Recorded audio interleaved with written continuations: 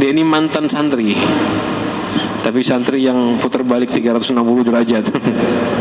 Kesian. Alhamdulillah disadarkan kembali oleh Allah Subhanahu wa taala. Ketika dia masa-masa maksiatnya, masa-masa jahatnya dia itu, kata dia, saya ini uang tuh enggak kehitungan. Buat biayai teman-teman maksiat bisa. Buat nraktir teman-teman maksiat gampang, duit ada aja. Setelah tobat, ikut ibadah. Jangankan ngebiayain orang, buat diri sendiri, buat nafkah wajib sendiri sempit sekarang. Kerjaan mampet. Musibah jadi berat. Nah, saat itu perlu diingatkan ini. Orang yang tambah dekat kepada Allah, musibah tambah berat, dan disuruh mencari hikmahnya. Ternyata salah satu hikmahnya, kerjaannya ini hubungannya dengan yang haram.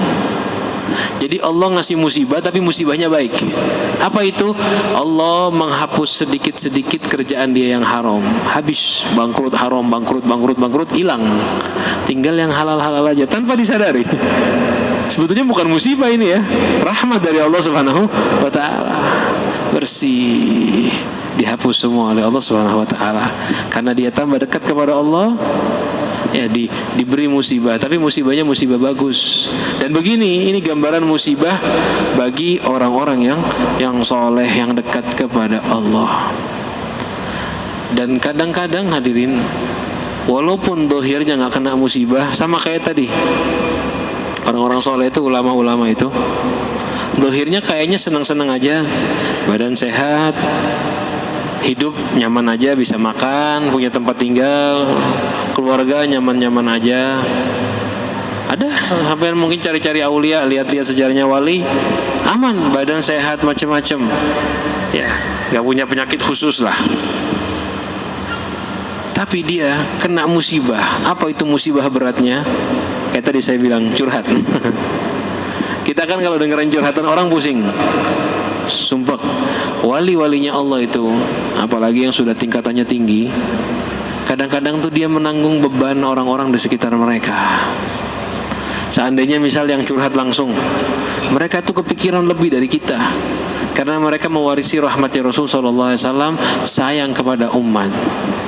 Yang curhat sama mereka ada masalah, terus kita pulang, habis curhat saya pelong tenang, sidin yang kepikiran pusing.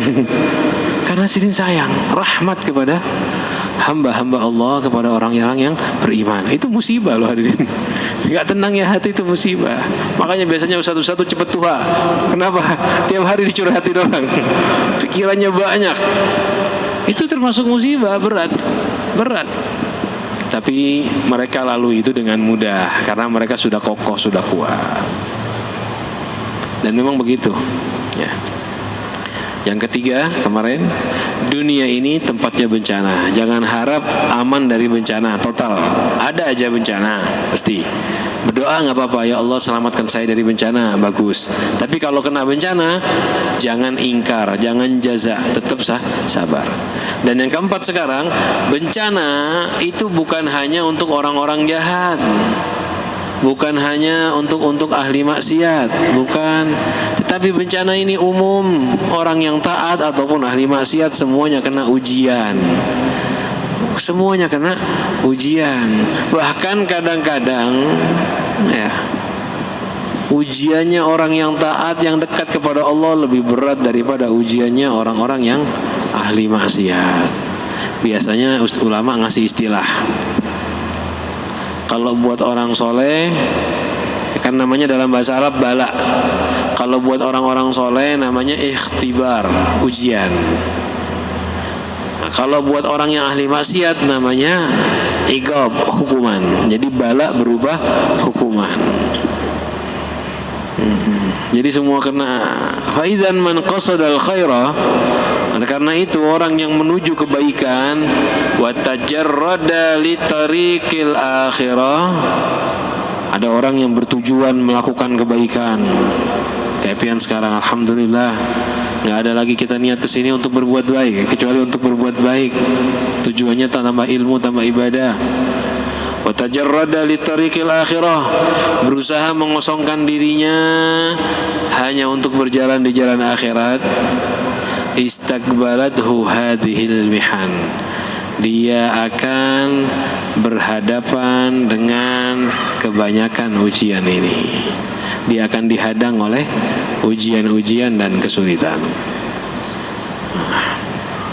Kita ini kalau mau menuju akhirat, artinya cari sukses di akhirat, kita akan dihadang dengan bermacam-macam ujian. Fa in lam yasbir, kalau tidak sabar alaiha, atas ujian tadi, wala yakunu bihaitsu la yaltafitu ilaiha, dan dia tidak menjadi orang yang mampu menahan diri sekiranya enggak nengok kepada macam-macam musibah. Bihaitsu, sekiranya la yaltafitu ilaiha, tidak menengok kepada musibah, artinya dia tidak terbawa musibah, sedih, sumpek, jaza. Ya, orang yang enggak sabar atas musibah. Wala yakunu, bisa diartikan wala yakunu sabiran, dan dia tidak sabar bihaitsu la yaltafitu ilaiha, sekiranya tidak menengok kepada musibah. In qata'a 'anit thariq, dia akan terputus dari jalan, artinya jalan menuju sukses akhirat. Washtaghala 'anil ibadah, dan dia akan sibuk dari ibadah, enggak bisa ibadah.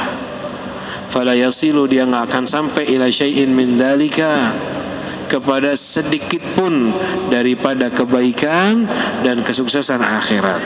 Syai'un min dzalika artinya tujuan baik dan sukses di akhirat. Orang yang berusaha berbuat baik tadi, ingin sukses di akhirat, pasti akan menghadapi namanya ujian. Kalau dia nggak sabar dalam ujian, dia akan terputus dari perjalanan. Kalau dia tetap nengok-nengok, artinya dia terbawa suasana sedih, sumpek, jaza.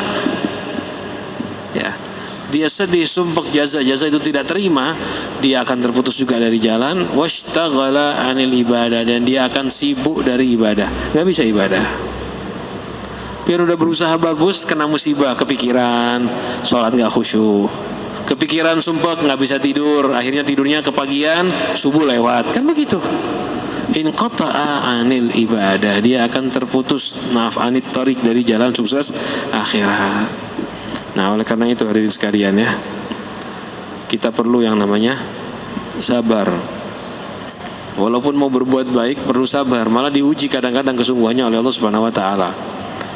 Kalau kita masih tetap nggak sabar, nggak bisa, gagal kita ibadahnya ke depan nanti.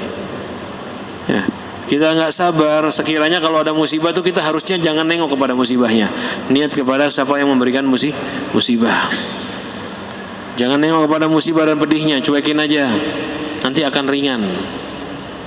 Kalau kita perhatikan, pikirin, kita nggak akan bisa ibadah. Ya, oleh karena itu ingatlah, jalan ibadah itu susah. Semakin pian dekat kepada Allah, ujian semakin besar.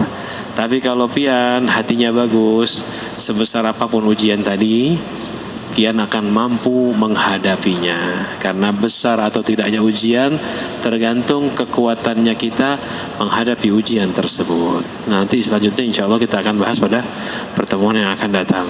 Mudah-mudahan diberikan oleh Allah kesabaran, kekuatan untuk melawan segala macam musibah, kekuatan untuk mampu melewati segala macam musibah dengan hati yang tenang. Nah, sebelum kita tutup, nih ada Al-Habib Abdullah yang biasa hadir bersama kita. Beliau lagi diuji sekarang oleh Allah Subhanahu wa taala, sakit, beliau operasi hari ini. Nah, kita kirimkan Fatihah bersama-sama biniyati syifa, agar dengan niat disembuhkan oleh Allah Subhanahu wa taala. Dan juga kita niatkan Fatihahnya untuk kedua orang tua kita yang jika ada yang hidup dan sakit, mudah-mudahan disembuhkan oleh Allah. Keluarga kita, anak-anak kita, semua kerabat kita, mudah-mudahan yang masih dalam ujian, entah itu ujian badan dan sakit, mudah-mudahan disembuhkan penyakitnya oleh Allah Subhanahu wa taala. Al-Fatihah biniyati syifa ila hadratin nabiyina wa syafi'ina Rasulillah Muhammad ibn Abdullah mithla manahu abna wa asrafuna wa syuyukhuna wa rijaluna innal fatihati binati syifa ala hadini wa kunatin salihatin wa ila hadratin Nabi Muhammadin sallallahu alaihi wasallam. Al-Fatihah.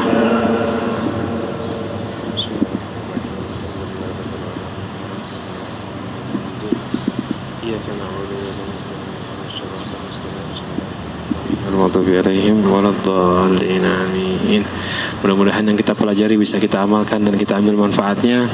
Hadza minni wa la minkum. Assalamualaikum warahmatullahi wabarakatuh.